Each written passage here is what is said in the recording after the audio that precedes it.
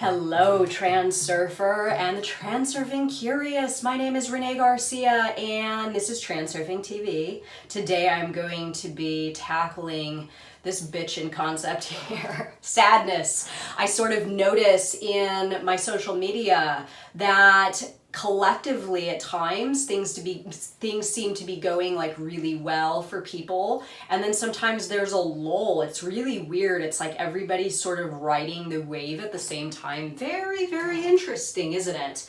And this is one of those times. There's a lot of people asking about induced transitions, depression, things not going their way. And I did a video, not sure if it's going to come out before or after this, on emotions. And transurfing does not mean that you do not embrace your emotions or you suppress your emotions. Transurfing is very much a non-dualistic modality in the sense that everything's got its own meaning. It's about how you define whatever it is you're encountering. So if you are experiencing emotions in your life, redefine them for yourself. They don't necessarily have to mean something bad or something wrong, and you can rewrite that script. Remember, before I get started, to like this video and comment below. My world is taking care of me. A very good statement to remember if you are in fact suffering with sadness, depression, any down feelings at the moment. These definitely help. And Teachable Reality 2.0 down below. Check it out, y'all. So, embracing sadness. This has really helped me exponentially. I know I use that word a lot, but it is powerful to declare something in your life okay. And once you do that, you become more and more okay with it, and the less it affects you. So I actually have a number of reasons in my life right now to be sad. My sister's battling cancer. She just started a second round of treatment yesterday. I, for those of you that know, have recently cut out my parents. This was a big decision for me, and I do, struggle or am challenged by it in my life. Like, one day I'm okay with it, the next I doubt myself a little, and I'm going through some emotional stuff with it, so it definitely is challenging. But I do find myself at times feeling sad, right? Things aren't exactly the way that I would choose them to be, but you know what? They're the way that they're meant to be, and it's up to me to adapt, because if I can, I am going to connect to that higher version of myself. I am going to continue to ascend to those higher lifelines, and all is going to be well in my reality. It is about me tuning myself to the events rather than me trying to control the events, fight upstream, use inner intention, all that bad stuff. And if you are struggling, challenged, experiencing sadness right now, and you are trying to inner intention your way the hell out of it, it is just going to show, your world is just going to show you more of it in your life. So what I like to do is I like to first acknowledge my state of being.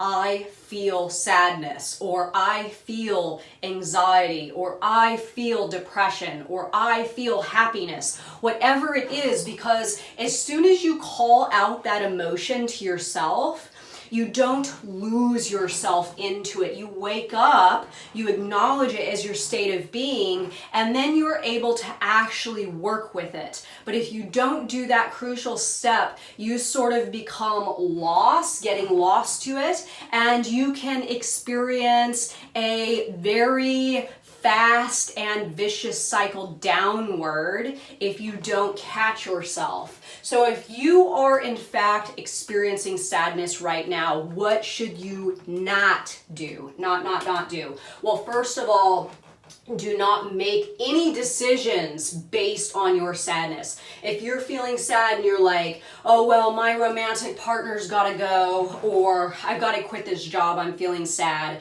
I'm feeling depressed, I hate my job. Don't do it in that state. Now, you can pay attention to that state, as Vadim Zeland says in the book, one of the best signs is your inner state of comfort or discomfort. So definitely assessing things while you are in that state is fine, but wait until you're out of it a little bit to actually take action. I know in the past I've been a very, very irrational person with my emotions. Before Reality Transurfing, I was the one that got lost in my emotions, made decisions based on my emotions, later regretted things, got myself into worse trouble because of doing so, so on and so forth. I'm sure you all know exactly what I'm talking about. So do not make decisions based on your emotional state. Do not get lost. Again, this is you not declaring to yourself, I see myself, I see my reality, I wake up, I am feeling sad, right? Call it out, whatever it is, see it from a place of lucidity, clarity, and awareness. Do not get lost and spiral downward without acknowledging what exactly is transpiring. Do not allow too much sadness. Don't go like full hog on it, right? Because if you do that, again, getting back to the idea that whatever theory we adopt for ourselves, our reality will present to us more information, material, and evidence to support that theory, and it will show up in our lives exponentially. So if you allow too much, it's just going to keep popping up more and more and more and more and more. So the idea, what I like to do is, I'm feeling depressed. Okay, why am I feeling depressed? Compartmentalize it. Look at the rest of my life. Okay, well, my romantic situation's awesome. My financial situation's awesome. My living situation's awesome. Really focus on the things that I like about my life, and then focus on the things that are going right, and then focus on the things that I'm feeling depressed or sad or anxiety or whatever, and keep it contained to that. Don't let those walls of that little container come undone, and then all of a sudden you're just, flying footloose and fancy free in the alternative space with nothing holding you back, and before you know it, you are in a full-blown induced transition on that bottom lifeline. So again, kind of overstating here, but don't feed it overtly.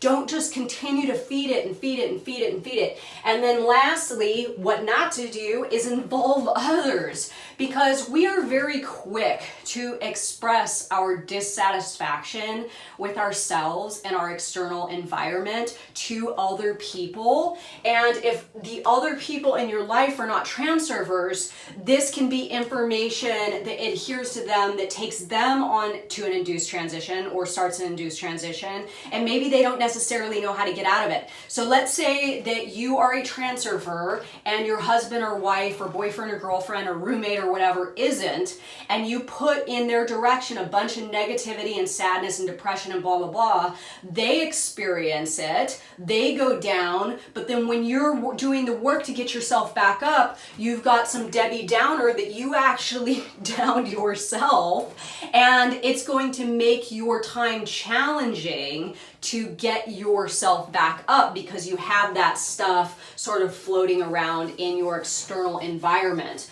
So self-contain, this is one of the what to do, right? Instead of doing that self-contain, if I feel sad, if I feel depressed, if I feel some sort of negative emotion, I try to just go a little bit quiet with myself and keep myself contained to where I'm not going to bleed it out onto my boyfriend, right? A number of reasons why. He's doing his own thing. I don't want to affect him. And second, if I want to go talk to him about it and I really need some feedback, that's totally fine.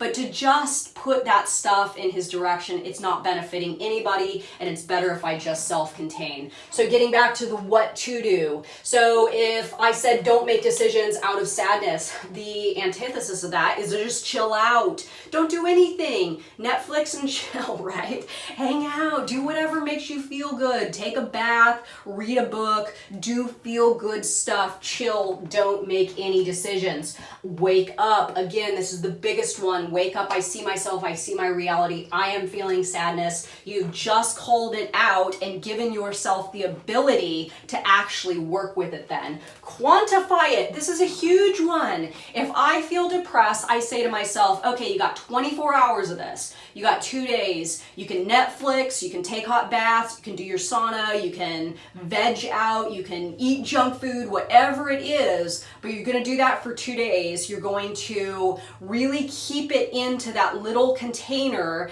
and then once that 2 days is up, or even maybe half a day before that 2 days is up, I start to reverse myself out of it. I start more with the positive thinking. I go out for a run. I do things to get my energy up, and I start to climb my way out of it. This way, I have control over my emotional state. Keep perspective. This is big. This is you really acknowledging that, like, we have our ups and downs. Things happen. We go through ebb and flow. So keep perspective. It's not going to stay like this forever. You're just experiencing this right now, and just leave it at that, right?